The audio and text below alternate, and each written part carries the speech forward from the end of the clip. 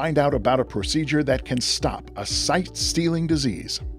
One of the most exciting things that we're doing right now in our cornea practice is collagen cross-linking. This is just an amazing procedure because if we can detect people who have keratoconus at a very young age, we can actually offer them a medical treatment.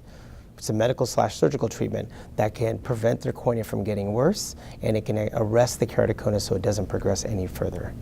Then, cataracts are common in older people, but it's becoming seen more in younger people. I'm starting to see younger and younger patients get cataracts. Some patients coming in with no family history of cataracts and no history of trauma are coming in their late 40s and early 50s having a diagnosis of a cataract that we need to do surgery on. And a revolutionary procedure to help people see like when they were younger. The procedure takes less than 10 minutes. It's entirely painless. The goal is to minimize or eliminate the need of corrective lenses. That happens as early as the first day. Sometimes it takes a few weeks for us to get the best results as far as vision.